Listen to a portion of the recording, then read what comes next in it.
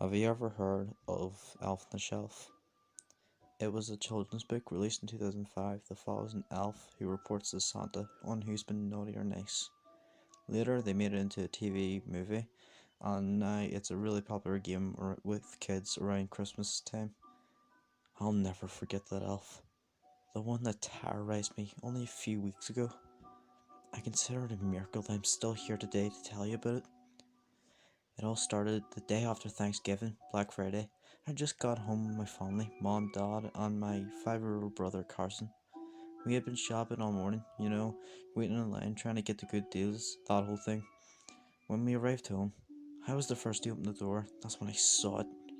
There, on the coffee table, in our living room, was a bright, shiny red elf, just staring at me. That wasn't there when we left. How did it get there? I was pushed through the rest of the door by my brother, who saw the elf, but with much a happier reaction. He ran to grab it when my mother then came through the door and yelled, "Carson, stop!" My brother froze and looked back at her in confusion.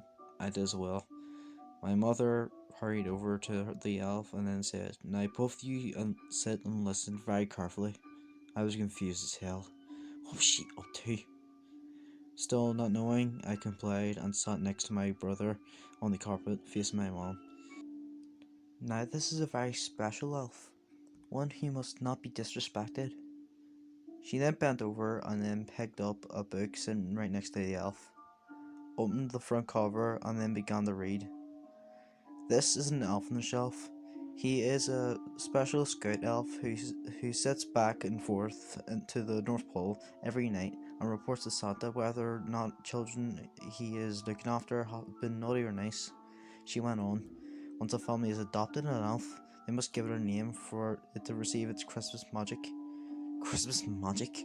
What a bunch of bullshit. I was 12 years old at the time, and well, it was past my days of believing in Santa Claus or the Easter Bunny that were real. So I certainly wasn't going to believe in some stupid elf. So was going on was going to come alive with Christmas magic. Each morning the elf returns to his adopted family and is in a different place within the house. She continues, "Sounds fun, huh?" I was way too old to believe in this shit. I mean, seriously, who would believe in this bullshit? I then looked at my brother, who was rocking back and forth, cackling and clapping his hands with joy. My mother then went on. Now, there are only two simple rules that all the children must follow with the elf in the house. First is that the elf can never be touched. If an elf is touched, it may lose its Christmas magic, and thus it won't be able to fly back to the North Pole anymore. Secondly, an elf cannot speak or move or in any way while anyone is in the house is awake. And remember, an elf's job is to watch and listen. I seriously could not believe in what I just listened to. You expect me to believe in this crap? I objected. "James," she yelled at me. I was looking at her with the same look a child would give when told that he had to share his toys with his brother, which I hated. "This is stupid. I'm too old for this," I said again, and this time was trying harder to get my point across. My mom then walked into the kitchen and yelled behind her, "James, come in here now." I followed her, and then when I arrived, she grabbed my arm, bent over, and looked me square in the eye. "Now you listen to me. You will not spoil this for your brother. If you don't want to participate, fine, but you better not say anything else about it not being real to Carson. Or so help me God, I will make sure Santa does not give you any present this year." I thought my mom was being completely ridiculous, but she had genuinely frightened me. She always had a habit of doing that sometimes. I swear, she liked Carson more than me. Anyway, I agreed and it was settled. I ignored the elf and let my brother bask in its ignorance. After our discussion, we went back into the living room and my mom asked my brother, "So Carson, what should we name our elf?" As quickly as my mom asked her question, my brother blurted out, "Zippy," because he likes to zip around the North Pole every night and talks to Santa if he's been naughty or nice. "What a great name, don't you agree, James?" said my mother. Now now you've given it its Christmas magic. My brother clapped his hands again. Yay, Zippy, Zippy, Zippy, Zip, Zip, Zippy. And so that was it. The thing that would come to terrorize me and haunt me still to this day in my sleep had a name. Zippy. A few days went on by without incident, and every morning I woke up to the laughter and yelling of my younger brother as he ran through the house looking at the damn elf. Each morning he would be in a different place, just as the book said, but I knew it was my mother moving it about every night. One morning he was in the kitchen with one arm in the cookie jar, and another morning he was in Carson's room bent over in his toy chest with his legs sticking out. I still thought the idea was nonsense, but I stuck to the promise I made to my mother. Yes, I guess everything was fine with Zippy until that first night when my nightmares started. It was late, and I was downstairs by myself, watching the TV. I started to hear a faint whisper coming from the other room.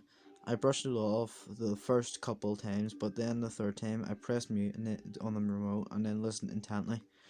I couldn't make out what it was, but it was definitely a sound like a whisper. I decided to get up and have a look. I walked across the living room into our dining room where I heard the whisper coming from. I fumbled for the light, and then once I switched it on, I about shit myself. There standing on the dining room table was Zippy, his rosy red cheeks and bright, piercing blue eyes that were looking directly at me. That thing creeped the hell out of me.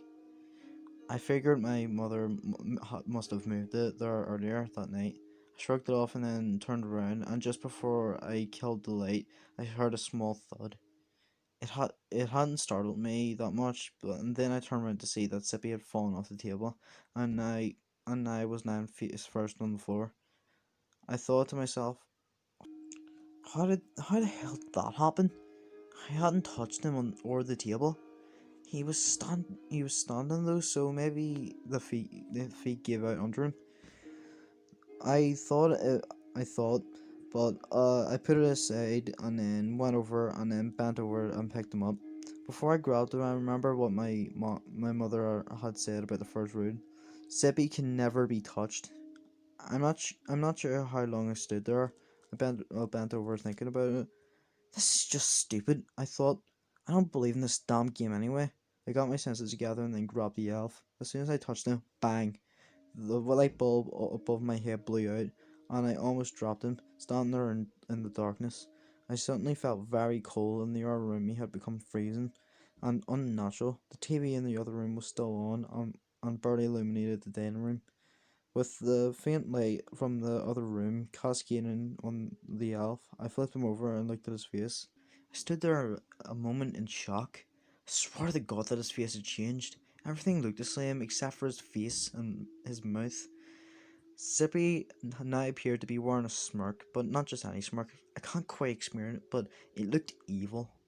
The kind of smirk a murderer wears when he's getting pure enjoyment of killing one of his victims. By that time, it was late, and I thought maybe my imagination had gotten the better of me. Before I left, I remember I was holding Zippy. Shit, I thought, and I did not want to disobey my mother, so I carefully put Zippy back in the position he was on the table. So I went back into the living room and then turned off the TV, turned on the hall light, and proceeded up towards the stairs. In order to get in order to get to my stairs, you had to pass through the dining room. I started to walk by and not wanting to look at that thing for some reason, I felt compelled to. And just before the stairs, I turned and saw Zippy. This time, the whole light was shining on him, and on the table it was the Zippy and there was no fucking mistake. That fucking thing was smirking at me with his blue eyes piercing into my soul. I hurried upstairs quickly and then cut the light and then went into my room. I knew that I'd barely get a wink of sleep after that. So the next morning I went downstairs. Once I reached the bottom of the stairs, I peeked around the corner into the dining room, and there he was, just as I left him, with his face back to normal. My mother had called me in for breakfast, and as I ate, I ran through all of the events that happened to the previous night. Could I really have just imagined everything that went on? Impossible. I can't forget that smirk that I saw on that little shit's face. It must have been real. Still doubting myself. I decided to keep what I saw to myself. My brother seemed to receive more and more enjoyment from Zippy each passing day. When I relented him and his stupid games, I hated everything about him. The way that my mother had continued to play with my sense of reality was not at all comforting either. Yet Carson just seemed to go right along with it. And then came the fucking notes. I guess my mother decided it would be a good idea if Zippy started to leave me and my brother notes around the house. Just dumb messages, really, just to telling us to be good and the whole thing. The first one was written out by in M&M's and said "Be good," and with Zippy sitting down next to my mother's creation. And Marin it as did Carson in amazement. The next I found was "You better not pout." This spelled in magnet letters on our refrigerator. This went on for about a week until something changed. I'm not sure what kind of sick game my mother was up to, but the messages started to get creepy and very unsettling and downright very disturbing. I came downstairs one day and then saw that Sippy had spelled out another note in M&M's. I breezed over it at first, but then on my second glance, I noticed that something eerie. The message again was be good, but it was followed with or else. I figured my mother was telling me to relay that message to me this time, and I must say it really pissed me off.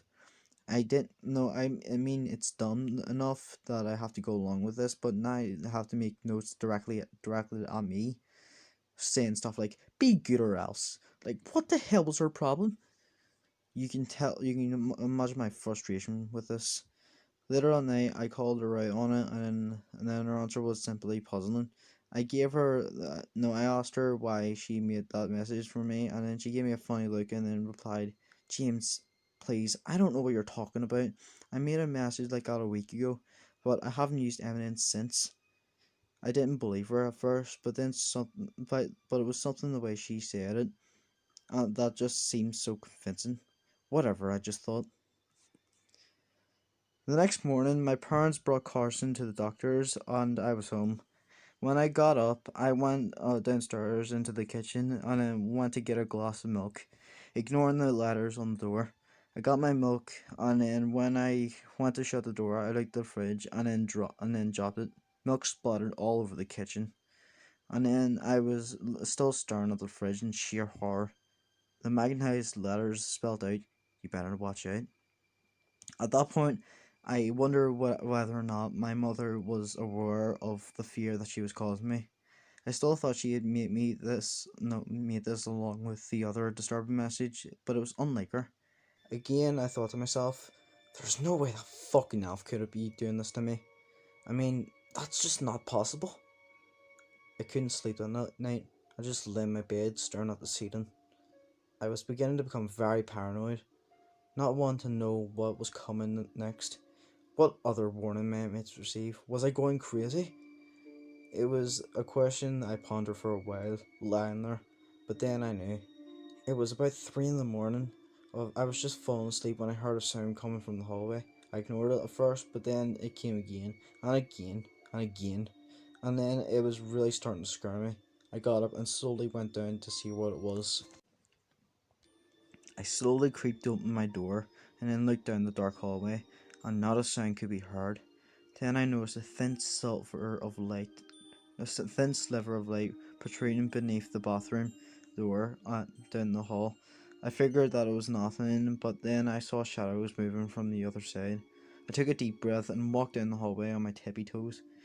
I noticed that the door was slightly ajar, with the light still on. No one was in there though. Yet I felt compelled to look inside. I could feel a very cold chill coming from that room. I opened the door and turned my head to face the mirror. I still vividly see that image in my head. There are written in smeared toothpaste on the no, on the mirror. Sit read, "You better not cry. I'll tell you why." So I was frozen in horror. unable to move. Then I just looked to my left and then saw Zippy in the doorway, just watching me. Quickly, I tried to run past him, but then a rug from beneath my feet slipped out under me, and I tumbled backwards and fell on the ground. I let out a shriek of pain as I clenched my leg, and I turned over and looked, and a pair of scissors were sticking halfway out of my thigh. The pain was excruciating. I didn't know how it happened at the time, but I'm certain now that Zippy had placed them there. My mother and father came rushing into the bathroom, uh, having woken from my blood-shivering screams. My father got a first aid kit, and from the medicine cabinet, after noticing scissors had driven into my leg, I looked up and saw that the mirror displayed nothing but smeared toothpaste, and then the message was gone. Zippy was nowhere to be found. I was rushed to the ER where they were removed, and then the scissors and gave me a tetanus shot. Parents asked me what happened, and I told them that it was Zippy. They didn't believe me. My mother became very upset with me, saying that I had broken the promise that I had made to her. The next night, I was lying on my bed, unable to sleep. For one, my leg hurt like hell, and two, I was watching my door, making sure that goddamn elf wouldn't get to me. Then I knew I wasn't crazy. The fucking elf was trying to kill me. Eventually, I passed out, and then the next night, eventually I passed out several hours later from exhaustion.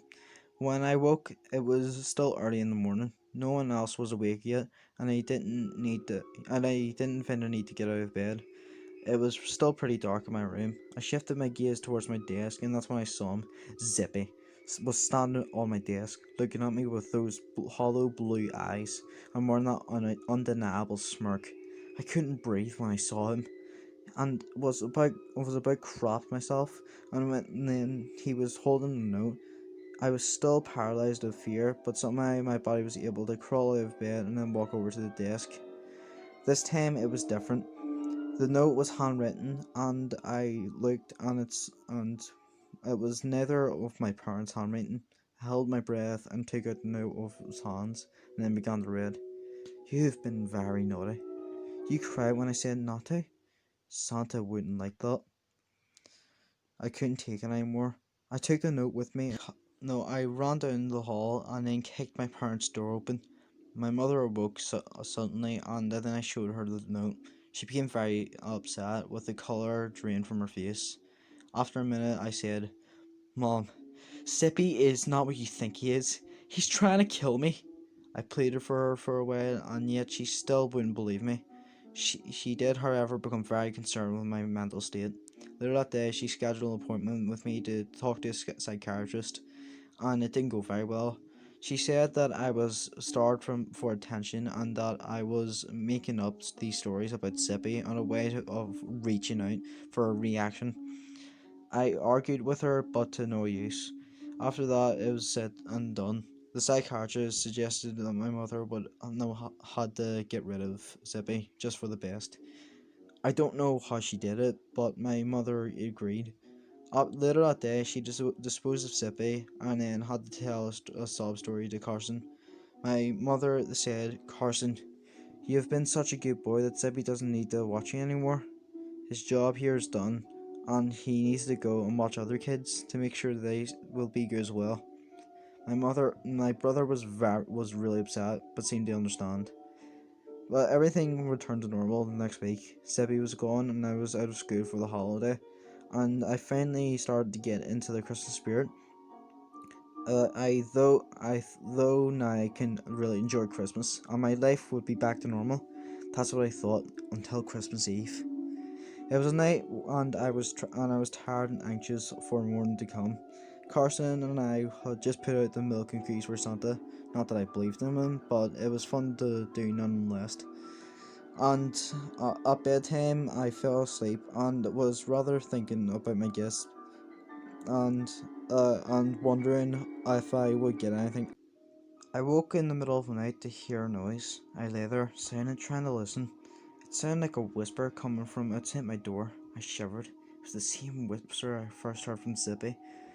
I've nearly forgotten about him since my mother got rid of him. I got up and then peeked out my door. I heard that it was whispering coming from downstairs. Then I became very anxious. After all, it was Christmas Eve, and in the middle of the night, I hear whispering coming from downstairs. I thought it couldn't possibly be Santa, could it? I felt a silly thinking about such a thing. However, it wouldn't hurt to check. A mistake I still regret.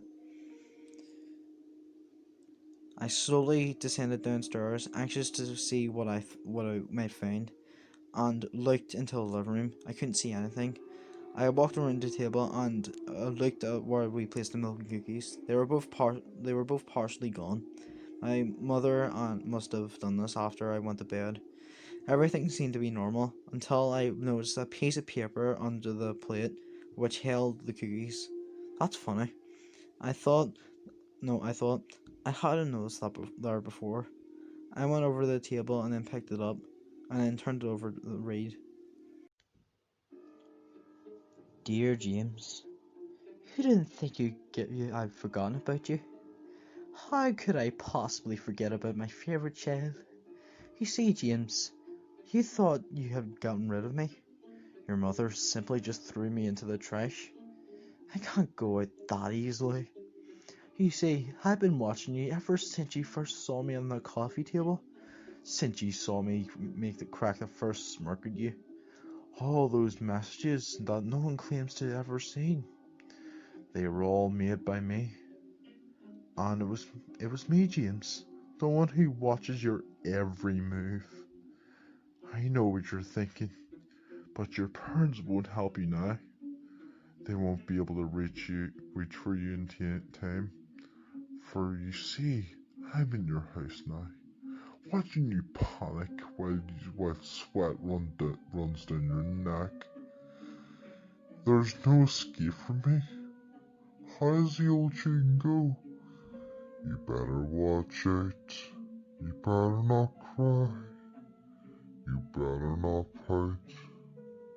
I'm telling you why. I'm why, James. I'm why.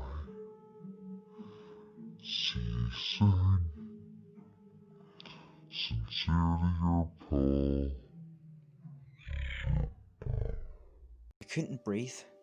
I gasped for breath, but I couldn't reach my lungs.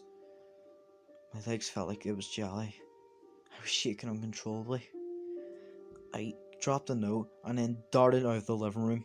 I sprinted up the stairs on the right, and at the top of the stairs I saw a toy train that I knew belonged to Carson. I couldn't stop myself in time. I tripped over the train and then tumbled backwards, crashing down the stairs. I lay at the bottom, throbbing in pain, about to lose consciousness. But right before I blacked out, I looked up at the flight of steps, and then behind the top post, I noticed a faint outline of Zippy with a white smirk on his face. I woke up the next morning in the hospital, and the doctor said that I had broken my right arm, one of my ribs, and a leg. My family surrounded me and comforted me. We didn't make it to the part about how I fell down the stairs. Frankly, they were just happy to see that I was still in one piece. After our brief chat, I said that I would like some rest. My family agreed and let me be. This is where I tell you the story now. I knock on the door, and the nurse comes in holding a gift wrap package and a card. Here, James, says the nurse. Someone left this for you while you were in the waiting room. She placed it in the package and then the note on my bedside. I asked who it was from, and then the nurse replied, "I'm not sure. I was just told to make sure that you got it." She then turned around and then left, leaving me alone with my gift.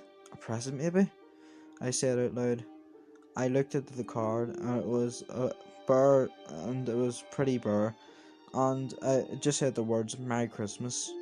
I opened it and the words and began to read. Dear James, I thought you might need some company while you're in here. You better not watch out, because I'm watching you.